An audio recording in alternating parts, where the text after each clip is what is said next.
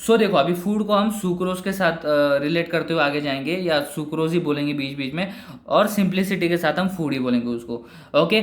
सो अब देखो जो पहला प्रोसेस है, फूड के बारे में डिस्कस कर लिया। अब दूसरे डायग्राम की तरफ आते हैं। देखिए दूसरे डायग्राम की तरफ, तो पहले डायग्राम में क्या था, एनर्जी अब तक यूज नहीं हुआ है, कंपेनियन सेल तक फूड आ चुका है।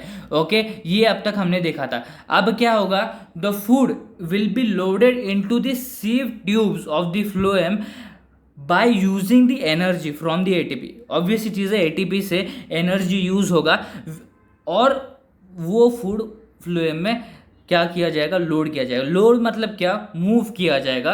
किसकी हेल्प से, कंपेनियन सेल के हेल्प से, from the part of sufficient food. Sufficient food मतलब क्या, सोर्स सेल से फ्लोएम में किया जाएगा। अब ये कैसे हो रहा है, बेसिकली एनर्जी यूज हो रहा है।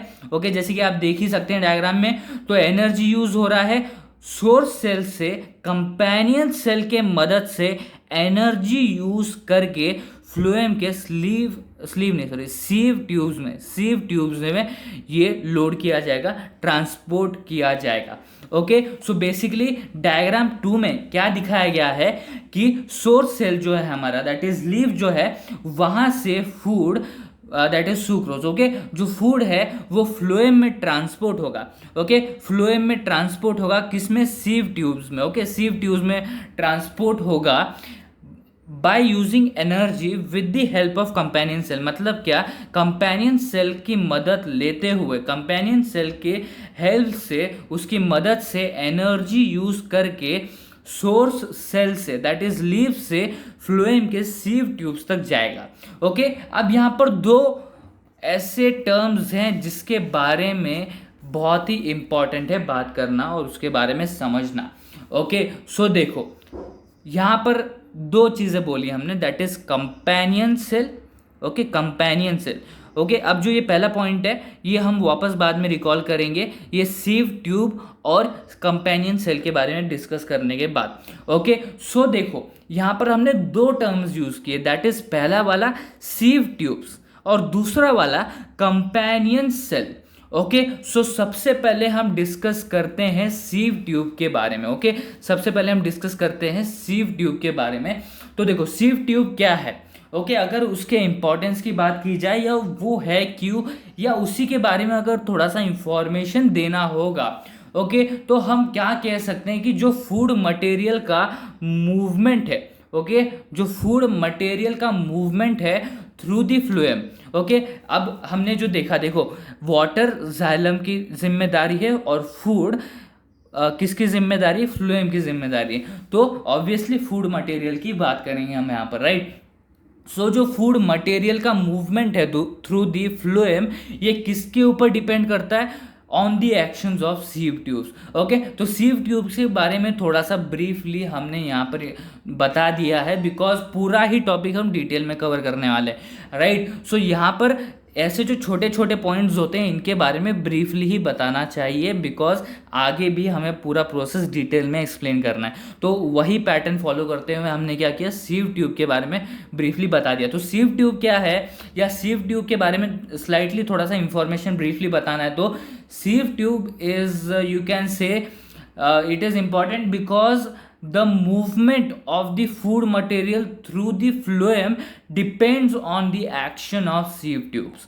ओके, सो जैसे कि यहाँ पर दिख रहा है आपको, यहाँ पर पूरा स्टेटमेंट आ चुका है दैट इज सीव ट्यूब का, कि ये इंपॉर्टेंट क्यों है, या अगर आपको सिर्फ इसके बारे में ब्रीफली लिखना तो ये आप पॉइंट लिख सकते हो कि the movement of the food material through the phloem depends on the action of sieve tubes. Okay, तो ये अभी हमने सीव ट्यूब के बारे में क्या कर लिया है, डिस्कस कर लिया है। अब यहाँ पर आता है कंपेनियन सेल। अब ये देखो ये डायग्राम में, ओके, अगर हम पहले वाले डायग्राम की तरफ जाए, ओके, तो पहले वाले डायग्राम में कंपेनियन सेल दिखा आपको, और हमने सेकेंड वाले डायग्राम में जो जो पहले वाले पॉइंट को डिस्क्राइब कर रहा है, यहाँ पर एक्सप्लेन कर रहा है, तो कंपेनियन सेल के हेल्प से बोला गया है, with the help of companion cell and using the energy food is loaded और ट्रांसपोर्टेड और moved to the sieve tubes of the phloem from the sufficient part of the food. Okay, okay. So अब यहाँ पर देखते हैं companion cell, तो हमें पता है लोअर स्टैंडर्ड्स में भी हमने पढ़ा है कि कंपेनियन सेल होते क्या है। ओके, सो यहाँ पर हम देखेंगे कि कंपेनियन सेल का इंपॉर्टेंस क्या है, what is the importance of companion cell. Okay, so importance of companion cell क्या है, it helps in maintaining the viability. Okay, viability का मीनिंग क्या है, the ability to work successfully. Okay, the ability to work successfully. अब इसको हम बाद में डायग्राम के साथ, जो हमारा पॉइंट है पहला, उसके साथ रिलेट करते हुए हम आगे बढ़ेंगे बाद में। और दूसरा जो है जिसके लिए इम्पॉर्टेंट है वो है लॉन्ग डिस्टेंस ट्रांसलोकेशन। ओके, सो ये इंपॉर्टेंट क्यों है, क्योंकि ये हेल्प करता है in the maintaining of viability. Viability यहाँ पर बोला गया, देखिए विएबिलिटी मतलब क्या, इसका मीनिंग क्या था, देखिए ability to work successfully.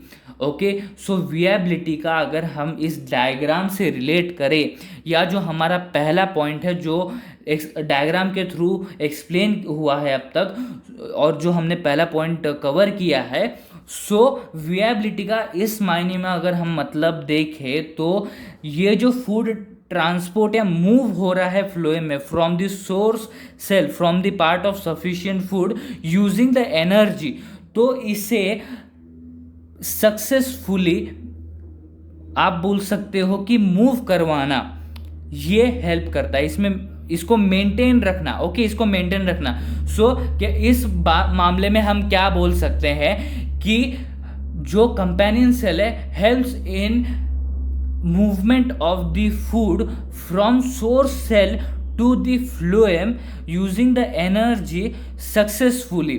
Okay, successfully मतलब क्या, सोर्स सेल से फ्लोएम में एनर्जी यूज करते हुए फूड को मूव करना है। ओके, जैसे कि हमने पहले पॉइंट में देखा। ओके, सो ये जो प्रोसेस है फूड को मूव करना एनर्जी यूज करके, ये जो प्रोसेस है ये सक्सेसफुली मेंटेन करके पूरा हो जाए, ये इसकी जिम्मेदारी कौन लेता है, कंपेनियन सेल लेता है। ओके, अब हम देखते हैं अगर कंपेनियन सेल नहीं होता तो क्या होता।